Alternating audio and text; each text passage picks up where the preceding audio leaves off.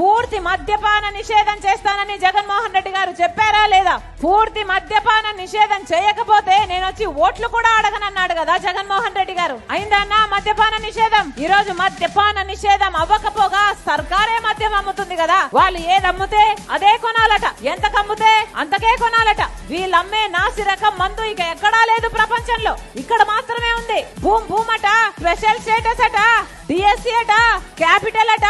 ఇవి ప్రపంచంలో ఎక్కడైనా ఉన్నాయా అన్నా? ఎక్కడైనా ఉన్నాయా?